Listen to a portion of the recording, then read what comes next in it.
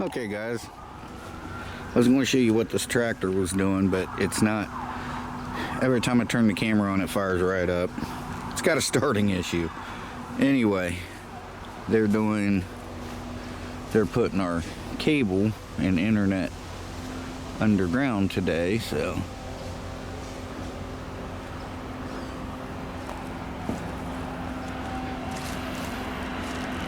that's the mole sitting down there.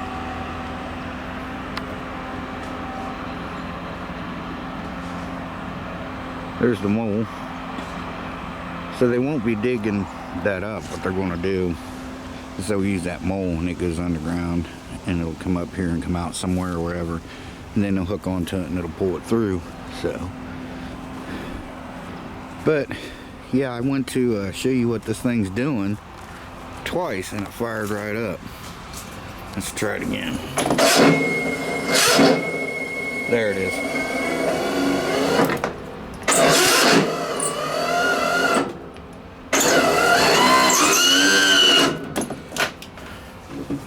Okay, now that it's doing that, let's go ahead and we're going to back this out. We're going to check the starter and see what's going on with the starter. So I don't know if it'd be the starter or if it's the compression valve in it. But let's check the starter.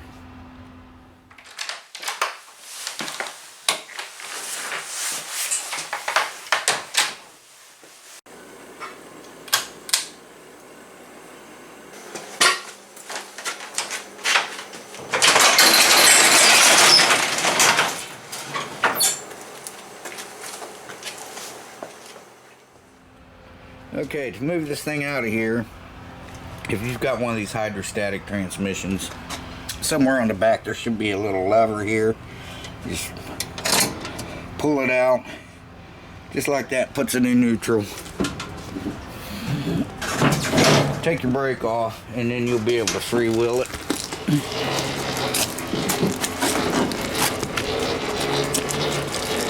Just like that. So what I'm going to do is I'm going to bring it out here in the sun so maybe you guys can see better. Now we're going to pull this cover off of here. We're going to check that starter. I might just go ahead and pull that hood off. But here's the starter, and it's not hot or anything. So there's a compression release valve in here, and what that does is relieve the pressure while it's cranking, so it cranks easy, and then once it starts, flips that valve. It opens, I think, your exhaust valve. It keeps it open until it starts running. Once it starts running, then it'll close the valve again. But I know I had smoke coming out of here one day. And so I don't know, let's see what we can do with this thing. I'm gonna pull it over here in the sun for better lighting for you guys. I just started it up and pulled it over here. I was gonna push it, but I really don't think it's a starter.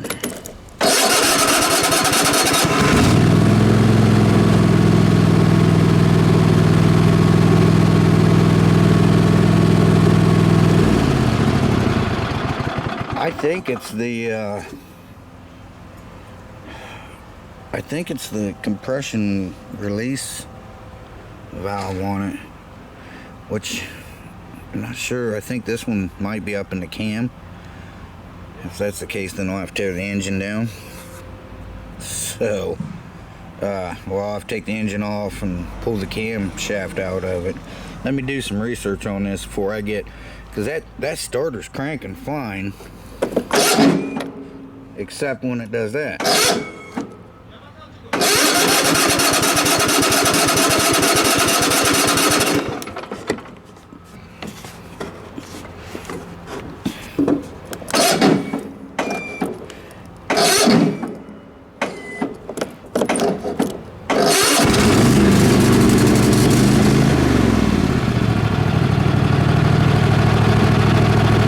What I'll probably have to do is put a compression tester on it and give it a crank. It should be low on compression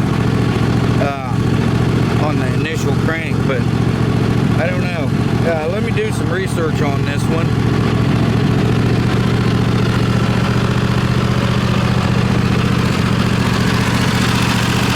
I'll see what I can find out. Okay guys, so I don't think I'm gonna mess with this today. I think the starter's fine. So I think tomorrow what we'll do is we'll take this cover off, we'll check the flywheel key. Because if they're sheared a little bit, it'll throw it out of time and make it not want to start. We can check the valve lash. I think it's supposed to be, what, between 4 and 5 thousandths or something. Anyway, I'll have to do research on it. I haven't checked anything on this yet. But, yeah, so I think, you know, sometimes low oil can cause that, but the oil's fine. So, yeah, I think tomorrow we'll just start on it early when it's still cool out. And we'll check the flywheel key first, and then if that's not it, we'll pull the hood off and we'll check the valve clearance on this thing and see. And if that's not it, then what I'll probably do is put a compression tester in it and see if on that initial crank it should be really low compression. And if it's not, then I'll know some compression relief. It's called what's it called? ACR, I think it is, automatic compression release. Anyway, what it does, yeah, it holds the exhaust valve open. I believe it's the exhaust. And it's got a spring on it, it's on the cam. And then once the engine starts, you know, it's kind of like a governor. It'll move out of the way, let the exhaust valve close all the way, and you got your compression back. So I want to mess with that tomorrow. I'm not going to mess with it right now because I just don't really feel like it. I'm not pulling that starter because, like I said, when it cranks fine. So I don't think it's a starter. So yeah, if I got to do that, I'll have to pull the cam, which I'll have to pull the engine off, pull the bottom of the engine off, which is called the sump or sump cover, and then check and see if, I know these things are notorious for them springs breaking, and so they don't work right. So it won't, you know, it won't keep the valve open when you try to start it. I know that one has issues sometimes when you go to start it. But I've known about it for a long time, but it's got enough power. This starter's got enough power to start it, but yeah, you can hear that. I didn't choke it, that's why it didn't start there. I didn't want to start, and I wanted you to hear that initial but so yeah, there's nothing wrong with the battery. I have checked the battery. So yeah, we're done with this for today. I'll see if I can get it started and get it back in its little hole there. And then tomorrow, we'll start taking some of this stuff off of here and see what we can find out. Alright guys, well, anyway, that's just kind of what I'm doing today. Got stuff coming for that. I had the automatic transfer switch came in today.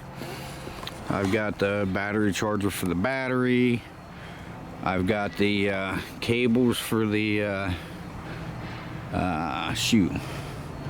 the solar panels, because you know they don't give you cables for some reason, I don't know. And there's no mail tomorrow, so I probably won't get anything for that until at least Wednesday, anything else.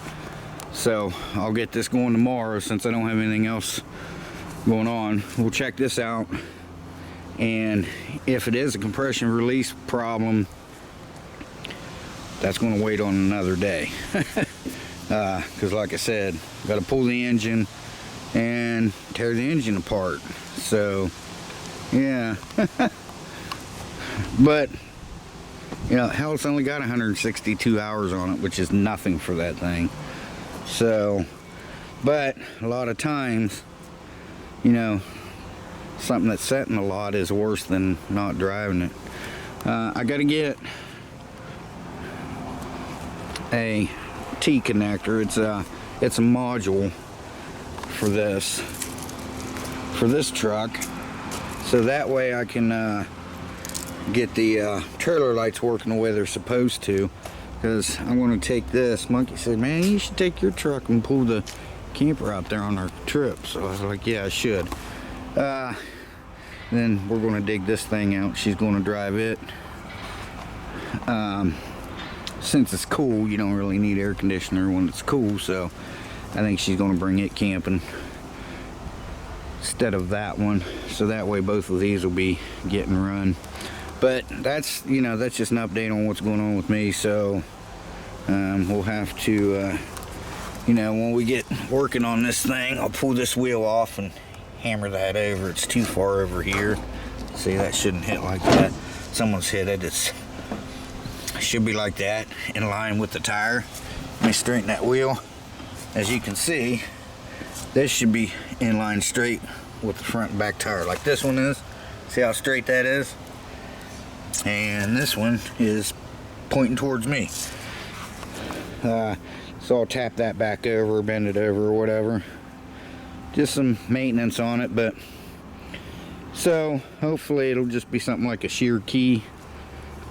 You know, if you hit something and the engine stops abruptly, that flywheel wants to keep turning, and sometimes it'll shear that key just enough to where it throws it out of time, like on the old engines when you had the distributor. If you didn't have it set right, like if your timing's too far ahead, it'll act like a bad starter or a dead battery. It'll same thing. Then we'll check the valves and make sure they're in spec. That can cause it. It's rare, but I have seen it happen, so I'm not gonna mess with that today. And then that way it'll give me some time tonight to do some research on it and make sure I'm going in the right direction. But I think I am. Check the easy stuff first, you know what I mean? Because I'd hate to tear that engine apart, pull the sump off of it, you know, take the engine off, pull the sump cover off, and find out everything on the cam system's fine. I'd be like, oh man, then find out, oh, it was just a shear key, which, you know, all we have to do is pull the flywheel off in that case. But all right guys, anyway, just an update on what's going on here. So thanks for watching, guys. I appreciate it. And I want to say Shea Bear, the myth, the man, the legend. I'm gone for now. Bye bye everyone, take care, be safe, have a great week. Hey everyone, Shea Bear 1000 here. Today we're going to check the starter on this. It's a Cub Cadet. What is this thing? Don't even know. It's an LT46. This is what's going on with it. Alright, never mind.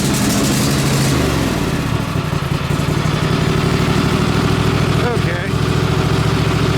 Huh. Okay guys, take two.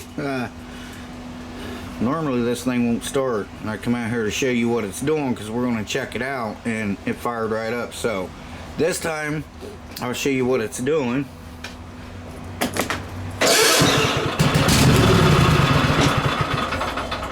Never mind. Again.